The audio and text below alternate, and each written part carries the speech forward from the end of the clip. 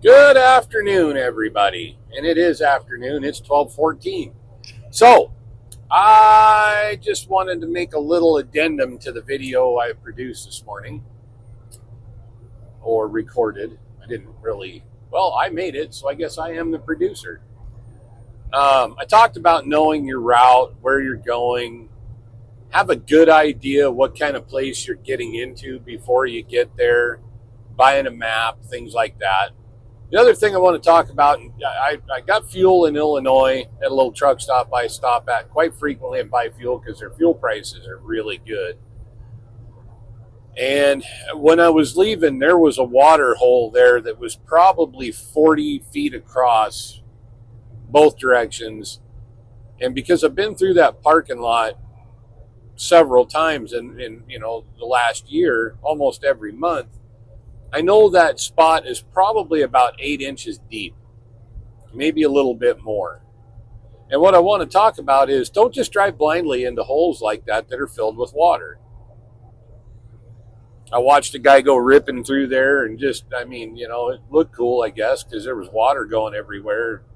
He left a pretty good weight, but you don't know what's laying in that water hole, what somebody has tossed out there.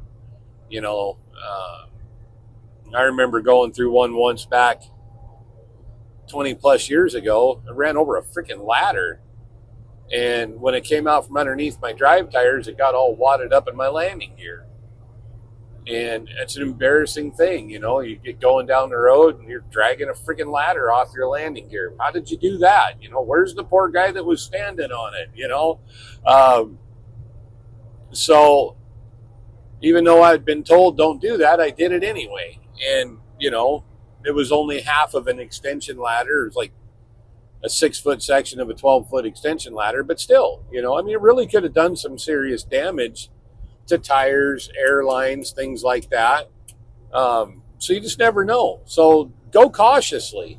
If you have to drive through the middle of it, go cautiously. What if there's a sinkhole in the middle of that and you're doing 30 and all of a sudden the road drops out 4 feet deep right in front of you? Then what? Not only are you going to wreck your truck, but you're getting hurt. You're going to feel that one. So try to skirt around them if you can. Drive slow through them if you can't.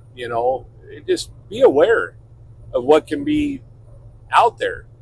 It's just it's a safety thing. And then the other side of that is, with drum brakes, especially back when I first started, when everything had drum brakes all the way around, truck wise, in a lot of cars still, you get water up in there from going in through a water hole, and you got water inside the drum between the brake shoes and the drum. Your brakes don't work very good.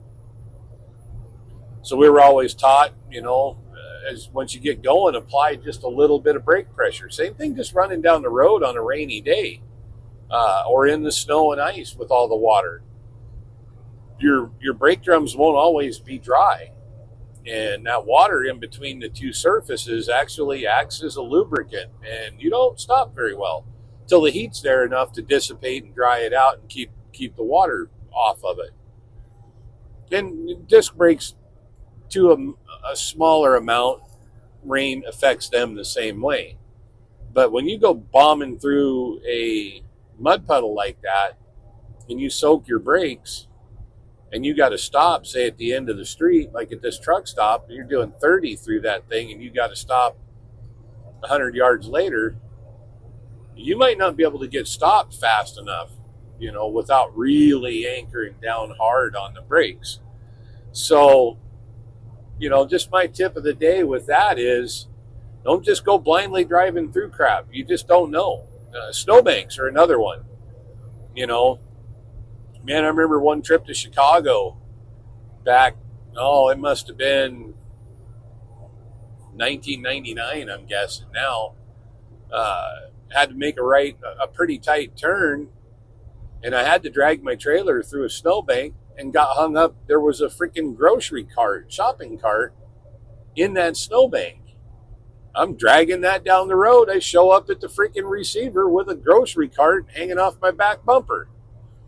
And the guy's like, oh my God, I hope there wasn't somebody sleeping in that thing when you hit that. And I'm like, no, No, it was buried in a snowbank. He's like, oh man. He goes, yeah, that could have been bad, huh? And I went, yeah. I said, it just, but I didn't even see it. It was dark.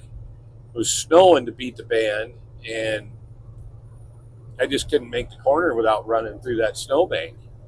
But I should have got out and looked a little better or paid a little more attention. I might have been able to see that and went, well, maybe I need to go down another street and turn and then come back a little bit, or whatever. Figured out another way to get it done. Um, and in all this stuff talking about driving through things and routing, I want you to remember something. If you can do it, 3 left turns makes a right turn. And I used to do this a lot in LA back when we were running around the produce market down there. I'd go past the street I was going to turn on, a block or two, turn left, and then make another left, and then another left back on the street I needed to be on. And then that way I didn't have to make that hard right turn. Because there were a few places we went to that the right turns were just almost impossible without taking up the entire road. So, and if you know how people are just in general, they don't want to give you any room. So I learned early on to just 3 lefts makes a right. And it works, It's a pain, but it does work. And sometimes it catches you. You might end up on a street where you can't make another left. You got to go a ways. But, better safe than sorry. It really, that I think is the biggest thing. Just it's better safe than sorry. So anyway, that's my pro tip for the day. Wisdom from the driver's seat from an old guy. Take care, everybody. Be safe out there. Keep the shiny side up and the greasy side down. And we'll catch you on the flip-flop. See ya.